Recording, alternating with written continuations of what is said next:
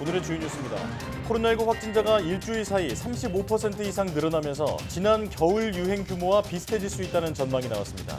정부는 이르면 8월 중에 코로나19 감염병 등급을 낮출 계획인데 등급 완화에 더 신중해야 한다는 전문가들의 지적이 나오고 있습니다. 해외여행 때 긴 출국 대기줄을 기다릴 필요 없이 안면 인식으로 간편하게 절차를 마칠 수 있는 스마트 패스가 국내 공항에서 선보였습니다. 출국 30분 전에 스마트폰의 앱을 받아 여권과 얼굴 정보를 미리 등록하면 되는데 한 번 등록하면 5년간 사용할 수 있습니다.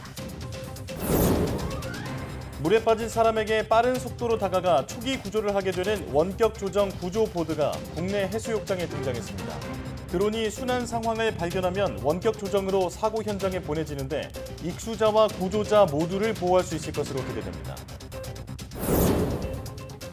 서울에서 고양이 고병원성 조류 인플루엔자 감염 확진 사례가 나온 지 나흘 만에 추가 의심 신고가 또 들어왔습니다. 지금까지는 대부분 길고양이에게서 발견됐는데 방역당국은 추가 확산을 막기 위해서 긴급 방역 조치를 강화하고 있습니다. 지구 저궤도에 12,000여 개의 인공위성을 띄워 전 세계에 인터넷을 제공한다는 스페이스X의 스타링크 사업이 과학계의 새로운 골칫거리로 떠올랐습니다. 위성끼리 충돌 위험이 커지고 천체 관측 결과를 오염시킨다는 연구 결과까지 나왔지만 관련 규제가 없어 강력한 해결책이 나올지는 미지수입니다.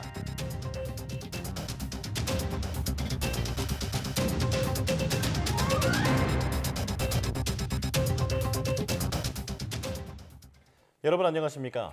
사이언스 투데이 시작합니다. 장마가 끝나고 본격 무더위가 기승이지만 국지적인 기습호우가 점점 강해지고 있습니다. 소나기에 이어서 8월 중순부터는 2차 장마와 태풍 북상 가능성도 커져 주의해야 합니다. 김진도 기자입니다. 지난 26일 역대 3위 강수량을 기록한 32일간의 장마가 끝났습니다. 제주도는 25일, 중부와 남부는 26일에 장마철이 모두 종료되었습니다. 그런데 장마 종료 선언이 무색하게 내륙 곳곳에 강한 소나기가 쏟아지고 있습니다. 26일은 서울 중랑구에, 30일에는 영등포구와 양천구에 시간당 70mm가 넘는 극한 호우가 기록되며 재난 문자가 발송되기도 했습니다. 무더위 속 강력한 소나기는 상층과 하층에 심한 온도차에서 발생합니다. 우리나라 상공 5km에 찬 공기가 머무는 가운데 햇볕에 의해 지표면이 가열되고 남서풍에 의해 수증기도 공급되면서 대기가 불안정해짐에 따라 돌풍과 함께 천둥, 번개를 동반한 소나기가 내리는 곳이 있겠으니 안전사고에 유의하시기 바랍니다. 8월 상순까지가 무더위 속 소나기를 주의해야 한다면 중순부터는 다시 게릴라 호우가 등장합니다. 무더위를 몰고 온 북태평양 고기압 세력이 약해져 점차 일본 쪽으로 물러나면서 우리나라에 다시 정체 전선이 자리 잡는 겁니다. 2차 장마로 불리는 현상입니다. 이와 함께 고기압이 수축하며 태풍이 한반도로 북상할 수 있는 태풍의 길도 열리게 됩니다. 장마는 끝났지만 남은 여름에도 기습적인 국지성 호우의 위협은 계속되는 만큼 날씨 예보를 주시하며 각별한 경계가 필요합니다. YTN 김인우입니다. 농촌 지역에서는 찜통 더위 속에 일하던 고령자들이 사망하는 일이 잇따르고 있습니다. 지난 주말과 휴일에는 전국에서 최소 15명이 온열 질환 의심 증상으로 목숨을 잃었는데요. 당분간 무더위가 이어질 것으로 보이는 만큼 일사가 강한 시간에는 외출을 자제하시는 것이 좋겠습니다. 박정현 기자입니다. 복숭아밭에 미처 챙기지 못한 옷과 신발이 남아 있습니다. 폭염 속에 밭일을 하던 70대 남성이 심정지 상태로 발견돼 병원으로 옮겨졌지만 끝내 사망한 겁니다. 발견 당시 남성의 체온은 37.8도로 사인은 온열 질환으로 추정됩니다. 이 밖에도 문경에선 이른 아침 밭일에 나섰던 90대가 길가에서 숨진 채 발견됐고 예천에서도 80대 한 명이 숨지는 등 경북에서만 폭염 속 고령자 사망이 잇따랐습니다. 요즘처럼 한낮 기온이 30도를 훌쩍 넘을 때는 야외에서 일하는 것 자체가 위험한 상황입니다. 아침에 새벽에 가가지고 작업 좀 하면 오후에는 못해요. 더워. 복숭아 따마 새벽에 가가 우리도 오늘 한 5시 반 대가 작업하러 갔어요. 밭에. 가가 그리고 오전 한 10시까지 하고 작업 못해요. 광주에서는 야구 경기 입장권을 사기 위해 줄을 선 10대 소녀가 무더위에 쓰러져 병원으로 이송되기도 했습니다. 이처럼 장마 뒤 전국 곳곳에 한증막 같은 무더위가 이어지면서 열사병과 일사병, 탈진 같은 온열질환 환자가 속출하고 있습니다. 지난 23일만 해도 4명이었던 온열질환자는 26일에는 46명, 29일에는 73명까지 급증했습니다. 이 같은 온열질환을 피하기 위해선 야외 활동을 자제하는 게 필수입니다. 꼭 외출해야 하는 경우라면 충분한 수분 섭취에 신경 쓰고 양산이나 모자 등으로 햇볕을 최대한 차단하는 데 주의를 기울여야 합니다. 만일 어지러움이나 두통같이 온열질환 증세가 나타난다면 즉시 시원한 장소로 이동하거나 병원으로 가는 게 좋습니다. YTN 박정현입니다. 한 달째 폭염이 이어지고 있는 미국에서는 열대 식물인 선인장까지 말라 죽고 있습니다. 태풍 독수리가 덮친 중국은 침수와 산사태 등 폭우 피해가 속출했습니다. 김태현 기자입니다. 미국 캘리포니아주 LA 인근 도시 버뱅크의 한 주택 수영장에 야생 곰이 나타났습니다. 30도가 넘는 무더위를 피해 수영장에 뛰어든 곰 때문에 현지 경찰이 출동했습니다.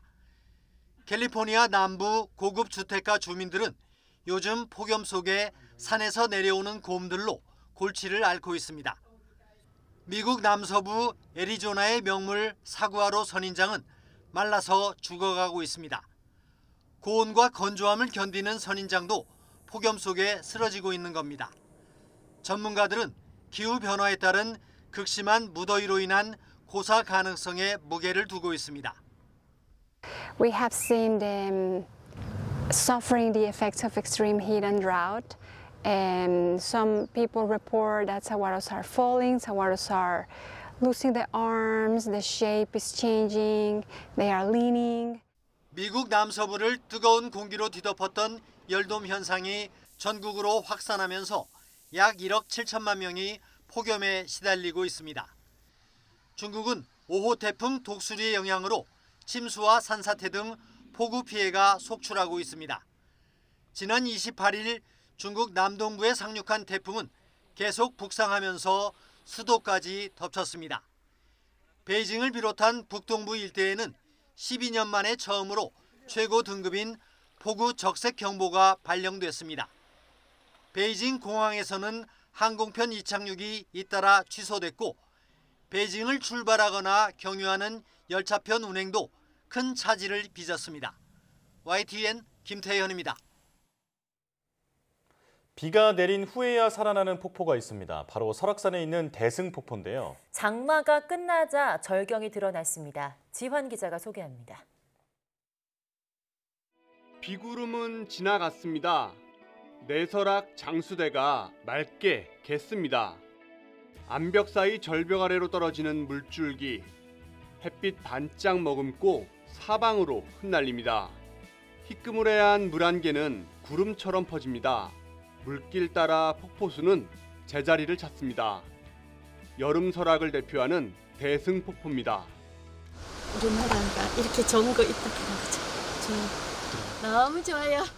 폭포 가는 길은 끝없는 계단입니다. 기상특보라도 내리면 출입 자체가 통제됩니다. 비 그치고 통제 풀린 사나흘을 잘 맞춰야 합니다. 탐방객분들이 방문하실 때 그 기상청에서 발해되는 기상특보를 확인하시고 150일 차질 없이 관람할 수 있겠습니다. 폭포 전망대입니다. 경사가 심한 산길을 제법 끙끙거리면서 올라왔는데요. 올라오길 잘한 것 같습니다. 높이 80m, 딱 이맘때 볼 수 있는 폭포 절경입니다.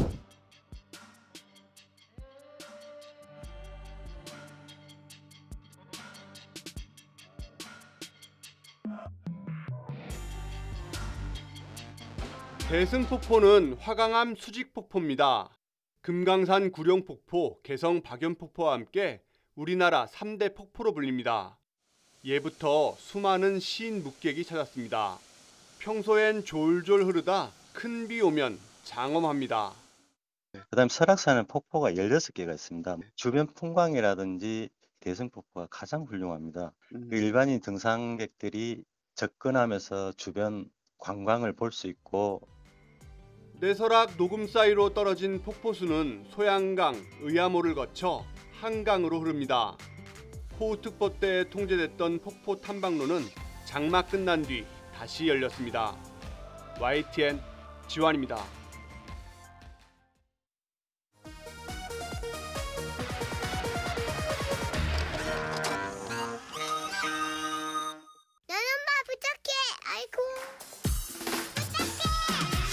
더위를 식히는 방법도 갖가지입니다. 도시에서는 수영장을 찾는 사람이 많아서 항상 붐빕니다. 물놀이는 형편과 분수에 맞게 가족과 함께 즐기는 것이 좋겠습니다. 친구랑 나왔는데요. 괜히 나와서 쪄 죽을 것 같아요. 너무 더워서. 다 지금 벗고 다닐 정도예요? 오늘 진짜 어디 가고 물에나 빠져 있고 싶은 마음이에요. 땡볕 더위를 이기지 못한 시민들이 물속으로 뛰어듭니다. 하얀 물보라를 일으키며 더위를 잊어봅니다. 땀이 나서요. 너무 더운데요. 수영장에 오니까 너무 신나요. 난생 처음 슬라이드를 타고 내려온 아이는 겁에 질려 급기야 울음을 터뜨립니다. 좀 더 적극적인 젊은이들은 떼약볕 아래서 살갗을 때우며 아예 더위를 온몸으로 받아냅니다. 따가운 떼약볕도 곧잘 참아냅니다. 3시간치 하고 있는데요. 선탠이 잘 될 것 같아요. 까무잡잡한 피부 건강해 보이고 좋잖아요. 더위에 지친 어린이들은 일단 물놀이부터 하고 봅니다. 물장난을 하고 물고기를 벌려 먹는 모습이 마냥 신납니다. 승부욕에 불타는 아이들이 숨을 푹 참고 있습니다. 피서가 절정에 이르면서 무질서와 바가지 요금으로 관광객을 짜증나게 하기는 마찬가지입니다. 하룻밤에 9만 원, 인류 호텔의 객실료가 아닙니다. 가자. 얼마 달라는? 7만 원. 잘 모르겠어요. 이거 지금 쓴 돈만 해더라도 거의 뭐 한 40 가까이 썼어요. 어쩌면 제일 좋은 여름 휴가는 엄마와 함께 있는 것일 수도 있습니다.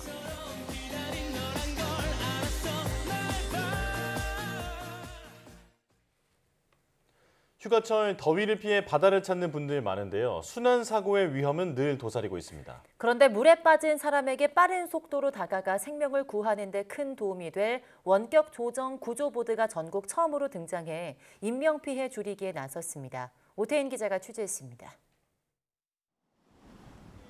해수욕장 안전구역 너머에 사람이 빠졌다는 무전이 울립니다.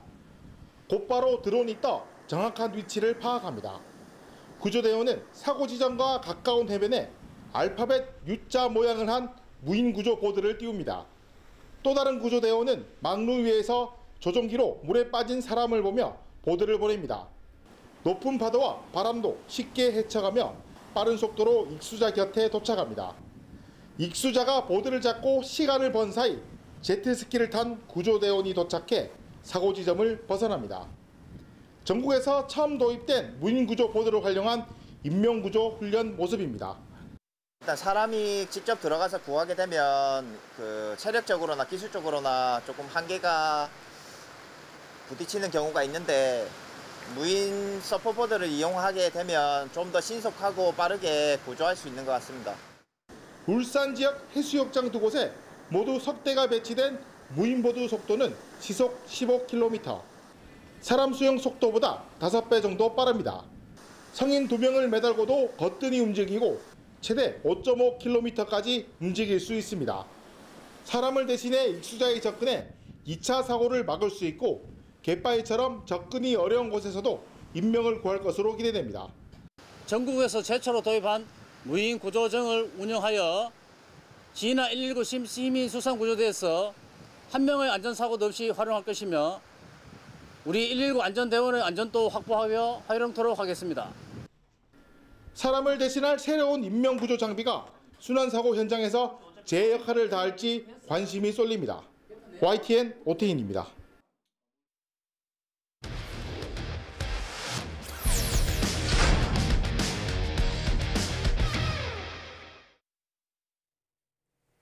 과학기자와 함께 전 세계 도시 속에 숨겨진 과학 문화유산을 알아보는 시간입니다. 과학도시 오늘도 최소라 기자와 함께합니다. 어서 오세요. 안녕하세요.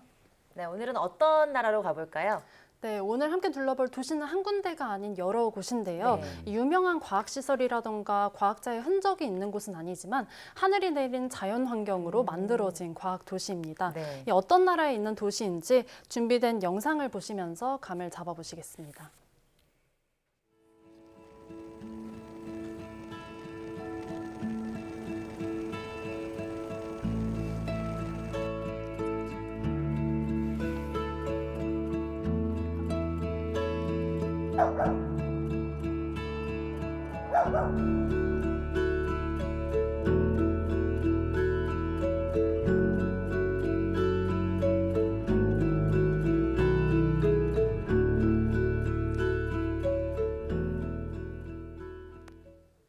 네, 혹시 예상을 하셨나요? 네. 오늘은 아이슬란드에 있는 그린다비크를 포함해서 몇몇 도시를 둘러볼 겁니다. 이 화산과 같은 독특한 지각 활동과 함께 빙하까지 볼 수 있는 그야말로 지질학의 천국이라고 볼 수 있고요. 또 SF 영화의 배경으로 자주 등장하는 곳이어서 오늘의 과학도시로 꼽았습니다. 네. 저도 언젠가는 반드시 가보고 싶은 곳인데 사실 최소라 기자가 지난주에 직접 이 아이슬란드로 다녀오셨잖아요. 네. 더 생생하게 얘기를 들려주실 것 같은데 자, 최근에 화산 폭발로 큰 주목을 받았는데 직접 가보셨죠? 네, 그렇습니다. 지난주에 아이슬란드의 그린다비크 지역에 있는 파그라달스 피아달 화산에 직접 가봤는데요. 이 파그라달스 피아달 화산은 지난 11회 분화를 시작해서 지금까지도 분화를 하고 있는 화산입니다. 네. 이 수도인 레이캬비크 시내에서 차로 40분 정도 떨어진 곳인데요. 이 주차장에서 내려서도 편도로 걸어서 2시간을 걸어 들어가야지 볼 수가 있습니다. 이 걷다 보면 화산에 가까워질수록 지면이 따뜻하고요. 또 매캐한 냄새도 났습니다. 네. 또 화산 불씨에 탄 건지 군데군데가 까맣게 그을린 흔적도 있었습니다. 이 화산에 가까이 도착했더니 지금 현장에 보시는 것처럼 따끈따끈한 용암이 화산을 둘러싸고 있었는데요. 네. 현장이 어떤 모습이었는지 영상으로 함께 보시겠습니다. 화산 폭발 지점으로부터 500m 정도 떨어져 있습니다. 지금은 화산이 폭발한 지 2주 정도 지난 시점인데요. 보시다시피 용암이 이곳까지 흘러내려왔습니다. 이 용암의 뜨거운 열기 때문에 얼굴을 이쪽으로 하기도 어려운 정도인데요. 그리고 이 용암이 깨지는 소리, 녹는 소리도 굉장히 잘 들리고 있습니다. 이 화산과 용암을 보기 위해서 수많은 관광객들이 몰렸고 하늘에는 종종 헬기도 뜨고 있습니다. 네, 최 기자가 직접 나오니까 정말 생생하게 전달되는 것 같은데요. 아이슬란드 최근 계속 화산 폭발 이야기가 들리고 있는 것 같은데 모두 저곳 그린다비크에서 일어난 걸까요? 네, 최근에는 그랬습니다. 이 그린다비크 지역에 있는 최근 화산 폭발이 잦았는데요. 지난 2021년 3월에 이 파그라달스 피아들 화산이 800년 만에 처음으로 분화를 해서 전 세계 주목을 받았었는데요. 네. 당시에는 9개월 동안 분화가 이어져서요. 이 지질학자와 관광객 수십만 명이 몰렸습니다. 지난해 8월에도 이 화산이 분화를 했는데 이때는 소규모 폭발이어서 단 6일간만 지속이 됐습니다. 그리고 이번에 폭발이 일어난 건데요. 이번 폭발은 지난 분화들보다 규모가 더 큰 것으로 보이고 있습니다. 이 화산재는 많이 방출되지는 않았는데요. 대신 용암과 화산가스의 위험 때문에 진입로들이 일부는 통제되기도 했습니다. 지금은 아이슬란드 당국이 바람 방향에 따라서 매일매일 진입로의 일부를 열어주고 있는데요. 이 그린다비크 외에도 나라 전체적으로 봤을 때 아이슬란드는 평균 5년에 한 번씩 화산이 분화하는 나라라고 합니다. 네, 생생한 이 경험담을 들으니까 더 가보고 싶다는 생각이 드는데 지금 5년에 한 번 정도 화산이 분화한다고 하면 굉장히 잦은 거잖아요. 왜 이렇게 화산이 자주 나타나는 건가요? 네, 가장 큰 이유는 이 아이슬란드 대륙이요. 이 두 개의 지각판 사이에 위치하고 있기 때문입니다. 바로 유라시아판과 북아메리카판 이 두 개 지각판 사이에 있는 건데요. 네. 이 판 구조론에 따르면 지구는 여러 개의 크고 작은 지각판으로 쪼개져 있고요. 네. 이 고체의 판들이 액체 위를 떠다니고 있거든요. 이 아이슬란드의 경우는요. 지각판 두 개가 서로 멀어지면서 마그마가 지면에 가까워지는 열점이 많이 형성돼 있고 이 열점에서 화산 폭발이 활발하게 진행되고 있습니다. 네. 이 그린다비크에서 멀지 않은 싱벨리어 국립공원이라는 곳에는 이 지각판의 경계를 관광지로 만들어서 이제 관광객들이 많이 찾고 있는데요. 영상으로 함께 보시고 이야기를 나눠보겠습니다. 제가 지금 서 있는 이곳이 두 개 지각판이 만나는 경계인데요. 이곳이 유라시아판이고 이곳은 북아메리카판입니다. 이 두 개 지각판이 서로 벌어지면서 이곳은 매년 2cm씩 넓어지고 있습니다. 네, 이렇게 화산은 지각판의 경계를 따라서 형성이 돼 있는 건 맞는데 화산의 폭발 시점이나 규모, 또 가스나 분출물 형태는 예측하기가 어렵다고 합니다. 그 이유를 함께 들어보시겠습니다.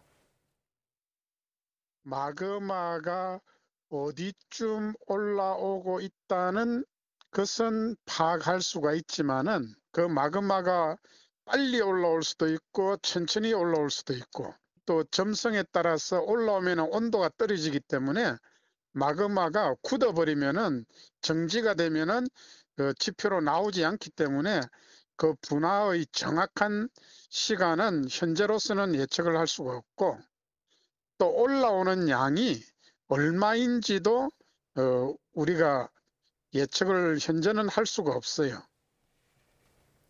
이 같은 많은 열점 덕분에 아이슬란드에는 지열이 풍부한데요. 이 국토 곳곳에 온천과 간헐천들이 있고요. 또 지열을 이용한 발전소도 많이 있습니다.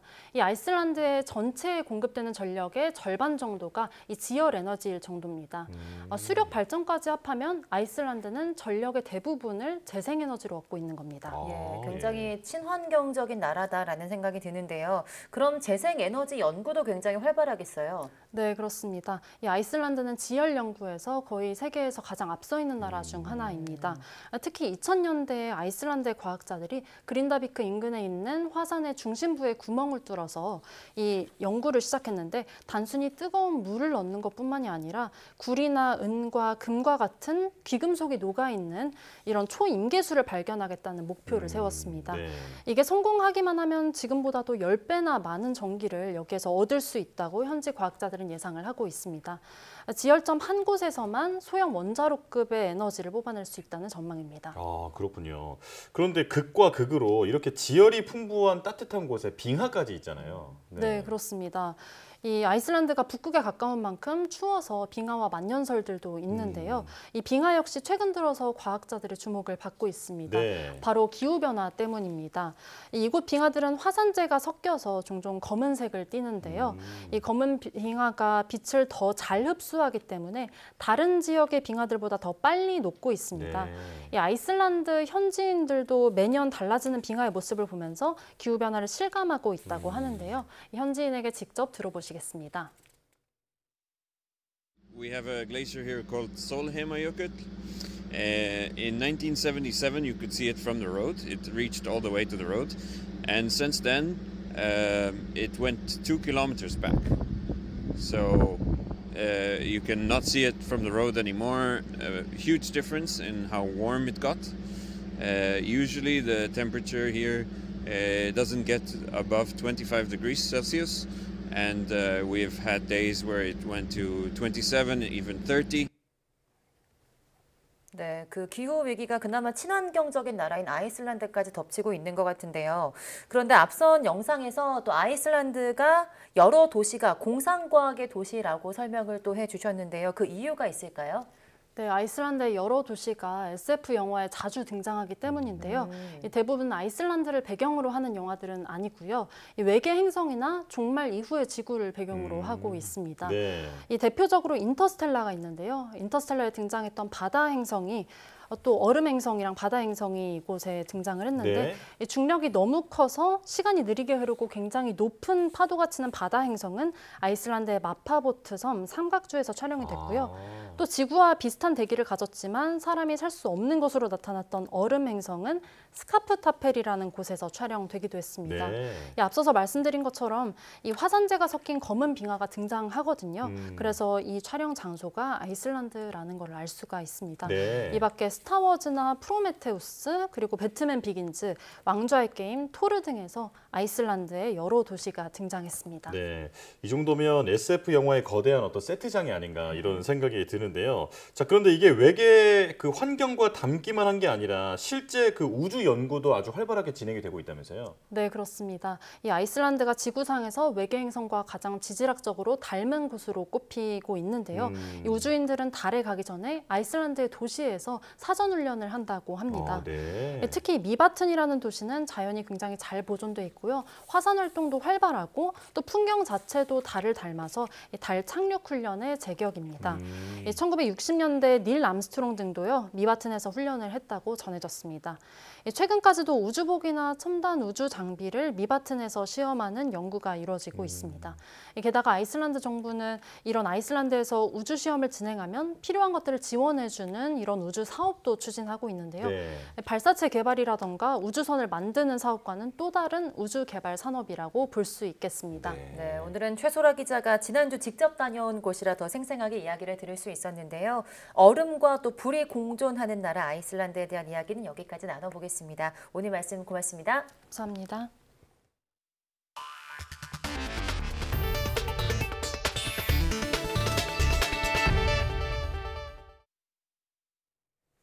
일론 머스크가 이끄는 우주기업 스페이스X는 인공위성 12,000개를 띄워 전 세계에 인터넷을 제공하는 스타링크 사업을 진행하고 있습니다. 그런데 바로 이 스타링크 사업 때문에 위성끼리 충돌 위험이 커지고 전파 방해로 인해 천체 연구에도 차질이 생기는 등 뜻하지 않은 큰 문제가 생겨나고 있습니다. 최소라 기자입니다. 밤하늘을 가로질러 줄지어 이동하는 빛나는 물체. 스페이스X가 쏘아 올린 스타링크 위성입니다. 90분마다 지구를 한 바퀴씩 돌며 통신 기반이 낙후된 지역 등에 인터넷 서비스를 제공합니다. Nós podemos fazer, por exemplo, uma apresentação com os alunos. Nós podemos baixar vídeo ali na hora. 현재 지구 궤도를 돌고 있는 위성은 모두 11,300여 기. 이 가운데 스타링크 위성이 4,300여 기로 단일 종류 위성 가운데 가장 많습니다. 스타링크 사업 완성을 위해서는 앞으로 7,000여 기가 추가로 발사될 예정입니다. 그런데 스타링크가 위성 대다수가 몰려있는 지구 상공 500km 내외에 발사되면서 위성 간 충돌 위험이 점점 커지고 있습니다. 서로 다른 위성에 거리가 가까워지면 자동 경보가 발령돼 충돌을 피할 수 있지만 위성은 회피 기동을 취할 때마다 수명이 단축되는 문제가 있습니다. 실제로 충돌하는 경우는 굉장히 드문데 안전거리를 유지하기 위해서는 위성들에 있는 에너지를 써야죠. 궤도로 바꾸려면. 위성의 수명이 줄어들죠. 더 큰 골칫거리는 스타링크 위성이 지상국과 주고받는 전파가 먼 우주에서 들어오는 전파를 방해할 위험이 크다는 겁니다. 최근엔 스타링크 등 위성이 실제 우주 관측에 쓰이는 대역 전자기파를 방출해 관측 결과를 오염시킨다는 연구 결과도 나왔습니다. 스타링크 위에서 아래로 관측할 때라든지 스타링크 밑에서 별을 관측한 때라든지 그도 역시 마찬가지로 관측으로서의 의미가 많이 사라질 수도 있는 거죠. 유엔사나 우주의 평화적 이용위원회는 인공위성으로 인한 피해를 줄일 방안을 찾기 위해 회의를 열고 스페이스X와 협의 중입니다. 하지만 관련 법과 규제가 아직 없어 국제기구의 강력한 조치는 물론 스페이스X의 적극적인 대처도 기대하기 힘든 상황. 세계 최다 위성 발사 기업으로서 스페이스X가 이 같은 논란을 어떻게 돌파할지 주목됩니다. YTN 사이언스 최소라입니다. 서울에서 고양이 고병원성 조류 인플루엔자 감염 확진 사례가 발생한 지 나흘 만에 추가 의심 신고가 또 들어왔습니다. 농림축산식품부와 서울시는 추가 확산을 막기 위해서 민간 보호시설에 대한 현황 파악에 나서는 등 방역 조치를 강화하고 있습니다. 엄윤주 기자입니다. 서울 관악구 동물보호소에서 고병원성 조류 인플루엔자에 걸린 것으로 의심되는 고양이가 발견됐습니다.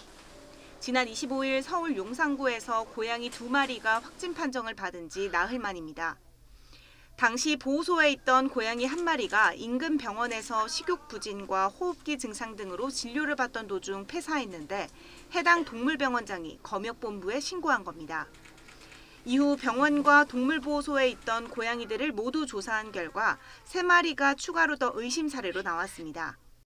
고양이들 다 분리조치되고 있고요. 그렇다고 뭐 다 죽는 건 아니거든요. 무조건 AI에 걸린다고 해서 치사율 100% 뭐 이런 건 아니니까요. 현재까지 고양이와 접촉한 사람들 가운데 감염된 사례는 없는 것으로 파악된 가운데 방역당국은 이들을 열흘 동안 집중 모니터링할 방침입니다. 불과 일주일도 안 돼 지자체 2곳에서 확진 또는 의심 사례가 나온 서울시도 부랴부랴 긴급 방역 조치에 들어갔습니다. 25개 지자체 전체에 방역 상황실을 설치하고 추가 확산을 차단하기 위해 미신고 민간보호시설에 대해 신속히 현황 파악에 나섰습니다. 저희들이 이 민간보호소에 대해서 계속 검색 채취해서 검사하고 있는데요. 현재까지는 다 음성입니다. 이처럼 전파 경로조차 불확실한 만큼 지금으로서는 개인위생을 철저히 하는 것이 가장 중요합니다. 현재는 주의 정도의 단계이지만 앞으로 이것이 경계나 심각으로 올라갈 수도 있는 단계도 생각할 수 있기 때문에 주의 깊게 관찰을 해야 될 것 같습니다. 동물시설에서 동물을 볼 때는 개인 보호 장비를 철저히 하고 건강 상태를 확인하기 어려운 길고양이 사체는 만져서는 안 됩니다. 다만 집안에서 생활하는 반려묘의 경우 감염을 크게 걱정하지 않아도 되지만 만약 병원 방문이나 야외로 나간다면 다른 고양이와의 접촉은 피하는 게 좋습니다. YTN 엄윤주입니다. 여름 휴가철을 맞아 코로나19 하루 확진자가 4만 명을 웃도는 등 가파른 상승세를 보여 재유행 우려가 커지고 있습니다. 중앙방역대책본부는 7월 셋째 주인 16일에서 22일 사이 발생한 확진자는 25만 3,825명으로 전주보다 35.8% 증가했다고 밝혔습니다.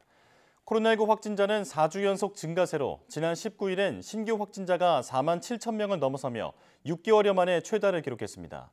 전문가들은 지난 유행 이후 시간이 지나 면역력도 떨어졌고 현재 우세종인 XBB 1.5가 면역 회피 능력이 탁월한 데다 방역도 완화된 상태라 당분간 확산세가 이어질 것이라고 내다봤습니다. 이에 따라 이르면 다음 달 방역당국이 코로나19 감염병 등급을 4등급으로 내리려는 데 대해서도 고위험군 사망자가 늘 수 있는 만큼 신중해야 한다는 지적이 나왔습니다. 급성 심근경색이나 뇌출혈, 뇌경색 같은 중증 응급 심뇌혈관 질환자들이 골든타임 안에 적절한 치료를 받을 수 있도록 하기 위한 의사들의 인적 네트워크가 구축됩니다.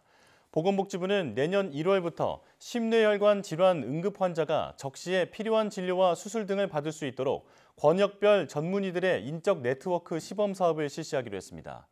인적 네트워크는 골든타임 내 환자를 이송할 수 있는 거리에 있는 서로 다른 병원의 심뇌혈관 질환 전문의 등 최소 7인으로 구성됩니다. 의사들이 전용 플랫폼을 통해 직접 소통하면서 환자를 치료할 병원을 정하는 식으로 운영되고 정부가 운영에 필요한 비용을 사전 보상합니다. 운영 성과에 따라 사전 보상비의 40%까지 추가 지급해 팀별로 연간 1억 9천만 원에서 최대 2억 7,200만 원까지 지원될 예정입니다.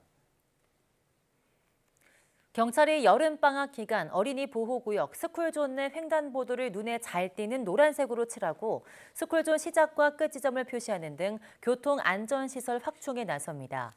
경찰청은 이런 내용을 담은 하반기 어린이 교통안전 대책을 7월 31일부터 8주 동안 추진한다고 밝혔습니다.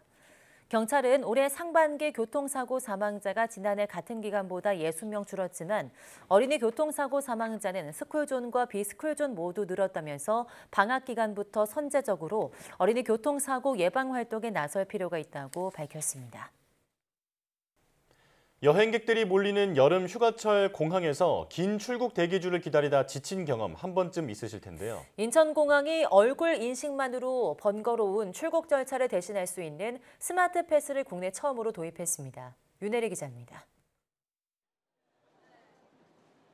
여권과 탑승권을 든 사람들이 출국장에 들어가기 위해 길게 줄을 서 있습니다.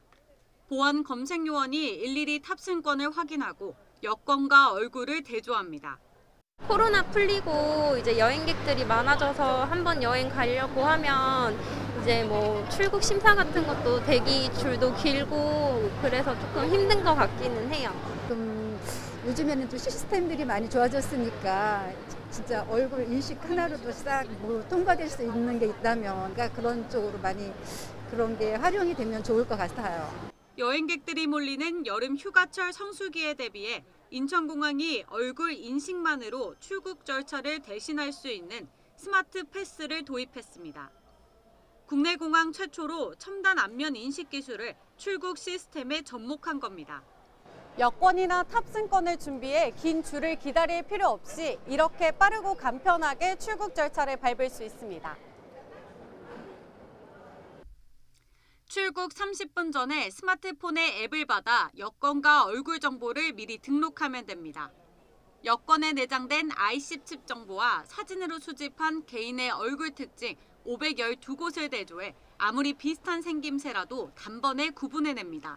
또 항공보안 측면에서는 생체 정보를 이용하기 때문에 위변조가 어렵고 그래서 항공보안의 질을 높일 수가 있습니다. 단 스마트 패스를 이용하더라도 출국 심사에 필요한 여권과 탑승권은 꼭 챙겨야 합니다. 한번 등록해둔 안면인식 정보는 앞으로 5년 동안 사용할 수 있습니다. 아직은 시범 운영 단계로 출국장 게이트 16곳, 스마트 패스 사업에 참여하는 항공사 6곳의 탑승 게이트에서만 사용할 수 있습니다. 인천공항은 내년 4월부터 스마트 패스 서비스를 전체 출국장으로 확대하겠다는 계획입니다. YTN 윤혜리입니다.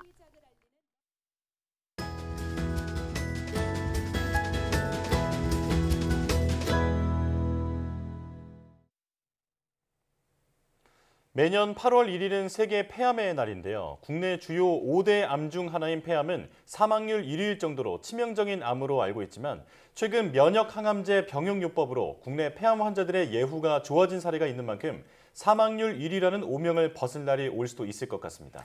오늘 내 몸 보고서에서는 폐암의 원인과 증상, 치료법까지 알아보도록 하겠습니다. 고려대학교 구로병원 호흡기 알레르기내과 이승용 교수와 함께합니다. 어서 오세요. 네, 나오셔서 고맙습니다. 자, 우리나라에서는 폐암 환자가 지속적으로 늘고 있다고 하는데 먼저 국내 폐암 발병 현황에 대해서 알려주시죠. 네, 국내 5대 암종 중에서 하나인 폐암은 갑상선암을 제외하고 발병률이 가장 높은 암입니다. 네. 전에는 한 2등, 3등 정도 했었는데 최근에는 이제 제일 높은 발병률을 보여주고 있고요. 중앙암등록본부에 따르면 2020년 기준으로 한 해 약 2만 9천 명이 폐암으로 진단받는 것으로 나타났고요. 이는 5년 전, 2015년과 비교했을 때 약 17% 증가한 추세로 폐암 환자 수는 매년 조금씩 증가하는 경향을 보입니다. 네. 그 연령별로는 특히 젊은 층보다는 연령이 증가함에 따라 발생 빈도가 증가했고요. 올해 발표된 이제 2020년 국가암 등록사업 연례보고서에 의하면 65세 이상 연령층에서 발병률 1위인 암종은 폐암입니다. 이는 10년 전과 비교하면 약 47% 증가한 수치로 꽤 많은 발생률을 보여주고 있습니다. 네, 발병률이 굉장히 높은데요. 그런데 폐암이 또 한국인 암 사망률도 1위라고 합니다. 어느 정도 이게 높은 걸까요? 암 사망률은 저희 한국뿐만 아니라 전 세계적으로 암 사망률 1위가 지금 폐암이고요. 한 해 폐암으로 저희 나라에서 사망하는 숫자가 19,000명 정도 됩니다. 이는 통계학적으로 보면 30분에 1명씩 폐암으로 사망하는 수치고요. 이렇게 폐암의 사망률이 높은 이유는 여러 의견들이 있는데 이 폐암은 특별한 증상이 없어서 초기에 발견이 되게 어렵습니다. 보통 폐암의 가장 흔한 증상이라고 하면 기침, 가래, 호흡곤란, 흉통 등인데요. 또 뭐 목소리가 쉬거나 음식물을 삼키기 어려운 증상들을 나타나는데 대부분 그런 증상들은 되게 자각 증상이 없기 때문에 이미 어떠한 증상이 있을 때 저희가 진단을 하면 이미 벌써 한 3기, 4기로 진단된 경우가 많습니다. 그리고 제가 좀 전에 말씀드린 대로 이제 고령 환자가 많다는 것도 이게 사망률이 높은 원인 중에 하나인데요. 환자의 연령이 증가함에 따라 당뇨나 고혈압 또 그와 동반된 합병증으로 인해서 항암 치료를 받기가 좀 어려운 경우가 많습니다. 이처럼 연령 또는 폐암의 치료법 선택의 생존율에 있어서 이러한 것들이 영향을 미치기 때문에 아마 폐암이 전체 암 사망률의 1위가 아닌가 싶습니다. 그렇군요. 그럼 생존율은 어느 정도일까요?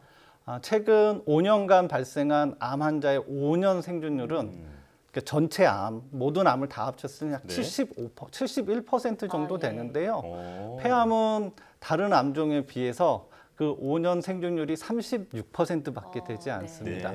특히 암이 이미 진행된 3기나 4기, 특히 4기의 5년 생존율은 11%밖에 안 되는 상황이고요. 하지만 지금 최근에 이제 의학적인 발전과 효과적인 이제 치료제들이 이제 계속 나오고 있어서 그런 폐암의 생존율이 조금씩 개선되고 있는 점은 되게 희망적인 일입니다. 그렇군요. 전체 암 생존율이 5년 생존율이 70%가 넘는데 폐암은 36%, 그러니까 절반 수준에 그치고 있다라고 말씀해 주셨는데요.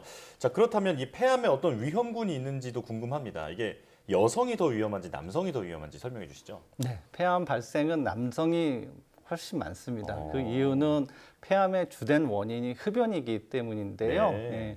그 성별로 구별했을 때 남성이 많은데 한 해 약 2만 명 가까운 남성 폐암 환자들이 발생하는 것으로 되어 있거든요. 아까 한 해 한 2만 9천 명 정도 발생을 하는데 그중에 2만 명이 남성이니까 거의 3분의 2는 남성에서 발생하는 것으로 되어 있고요. 그리고 하나 또 특이한 점은 여성 폐암인데요. 여성 폐암은 지금 현재 유방암 갑상선에 한 4등 정도 4위를 기록하고 있는데 최근에 비흡연 여성의 폐암 환자 수가 점차 증가하고 있습니다. 네.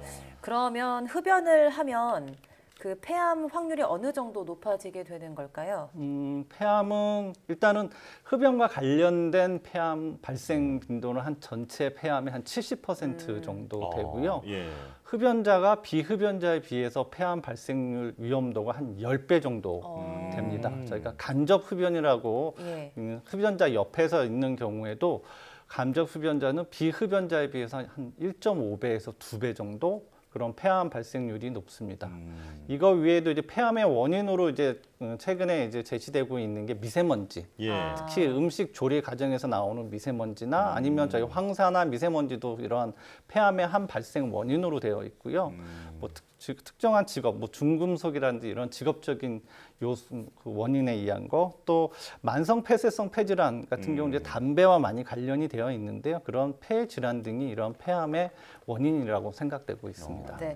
그런데 그 한 번 훼손된 폐는 다시 회복이 안 된다 이런 말도 있잖아요. 네. 환자가 흡연을 그만두면 담배를 끊으면 다시 회복될 수 있는 가능성 같은 것도 있을까요? 네, 당연히 금연을 하게 되면 그런 폐암 발생률이 감소하는 것으로 되어 있고요. 그래서 심지어는 저희 환자들 중에는 암으로 진단받은 다음에도 계속 담배를 피우시는 분들이 있는데 그렇게 암이 진단된 후에라도 담배를 끊으면 폐암으로 인한 사망률이 반으로 감소를 합니다. 그래서 이런 폐암으로 진단받은 환자분들에 있어서 흡연은 되게 중요한 원인이고 중간에 임상 경과에도 많은 영향을 미치기 때문에 금연을 하는 것이 되게 중요합니다. 예, 흡연이 폐암의 직접적인 원인이기 때문에 반드시 금연을 해야겠다라는 생각이 듭니다. 자, 폐암이 또 생존율이 말씀해 주신 것처럼 아주 낮은데 초기에 치료한다면 완치는 가능할까요? 네. 모든 암이 아마 그렇겠지만 조기 진단, 조기 치료가 되면 거의 완치를 바랄 수 있고요. 폐암도 거기에 똑같이 적용이 됩니다. 그래서 세계 폐암학회 보고에 의하면 폐암 1기로 진단된 환자들의 완치율은 거의 80% 정도에 가깝습니다.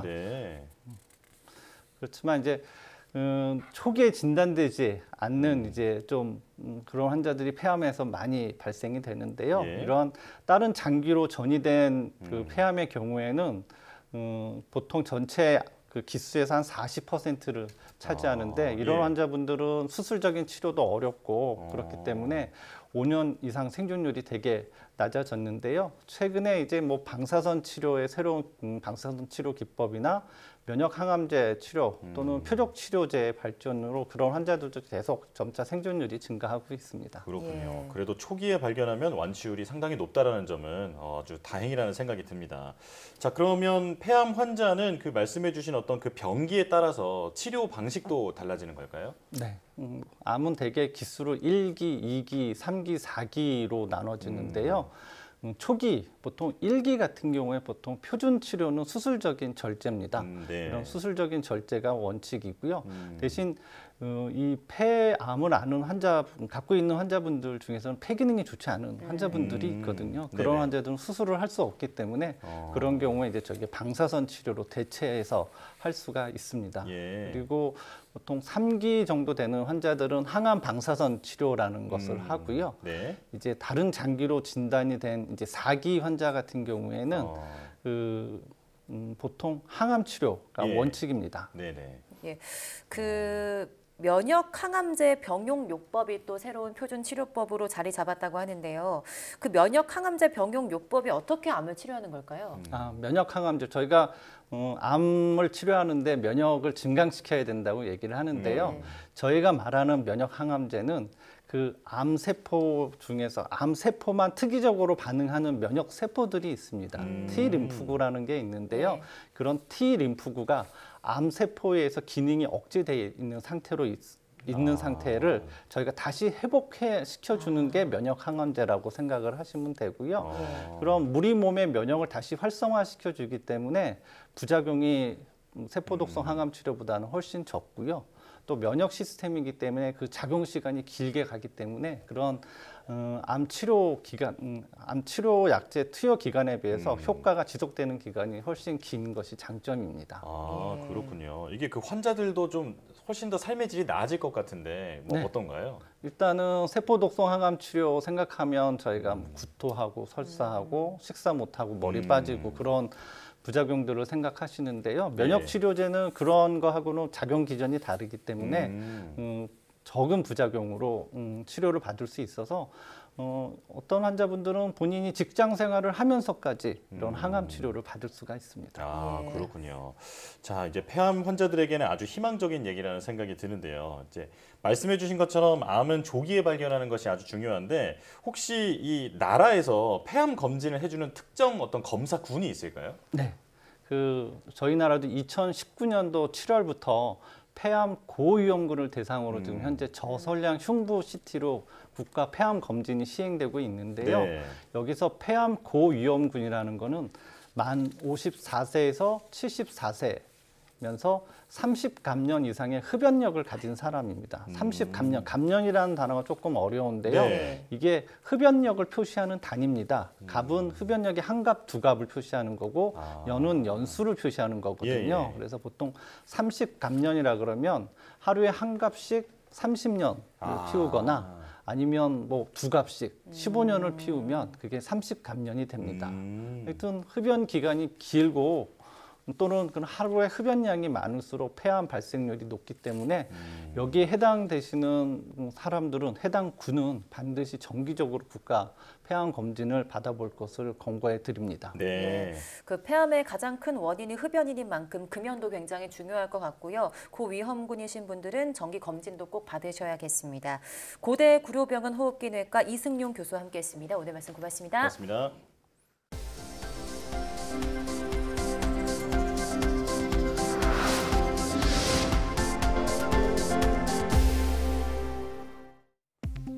국내 연구진이 치료용 방사성 동위원소인 구리67의 핵자료를 정확히 얻을 수 있는 새로운 측정법을 개발했습니다. 한국원자력연구원 양성자 과학연구단 박준규 박사팀은 구리67과 감마선 스펙트럼이 겹치는 불순물 갈륨67을 구분할 수 있도록 두 핵종의 감마선 방출 강도뿐 아니라 반감기 차이까지 고려한 새로운 해석적 분리 방법을 개발했다고 밝혔습니다. 연구팀은 이번에 개발한 구리67의 정밀한 핵자료를 바탕으로 공정 최적화에 집중해 2025년부터 경북 경주에 있는 양성자 가속기를 통해 대량 생산에 나설 계획입니다. 국내 연구진이 국제 공동 연구를 통해 가시광선 영역에 원평광 빛을 발생하는 방막형 소자를 개발했습니다. 울산과학기술원 전영철 교수팀은 호주, 러시아 연구진과 공동으로 방막형 소자에서 원평광 빛을 바로 얻을 수 있는 소자를 개발하고 이 소자의 작동 원리도 규명했다고 밝혔습니다. 연구팀은 다결정 실리콘 나노 패턴을 페로브스카이트 발광 소자 내부에 포함한 방막형 카이럴 공진기 구조를 만들었으며 원평광 발광 세기와 원형 평광도를 극대화한 소자를 개발했습니다. 우리나라의 우수한 OTT 플랫폼과 콘텐츠를 전 세계에 알리기 위한 국제 OTT 시상식이 오는 10월 부산에서 열립니다.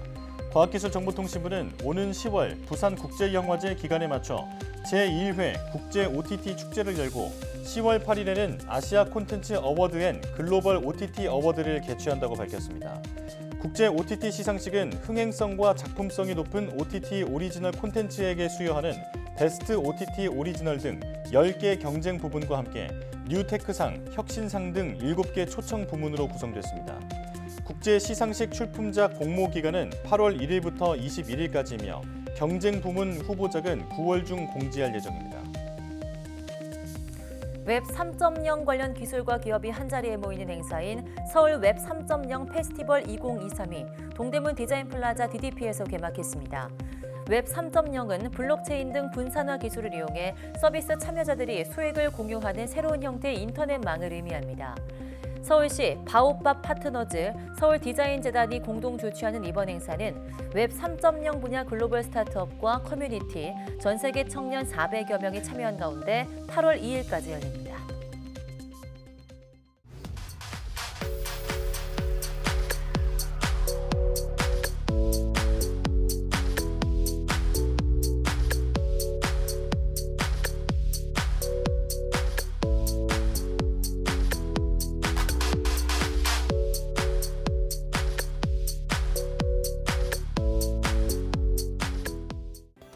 앞서 서울에서 고양이 고병원성 조류 인플루엔자 감염 확진 사례가 나오고 있다는 소식 전해드렸는데요. 아직까지 감염 경로가 밝혀지지 않아 주의가 필요한 상황입니다. 집에서 생활하는 반려묘의 경우 크게 걱정하지 않아도 되지만 만약 고양이를 데리고 외출한다면 다른 고양이와 접촉하지 않게 주의하셔야겠습니다. 네, 뉴스 마칩니다. 시청해주신 여러분 고맙습니다.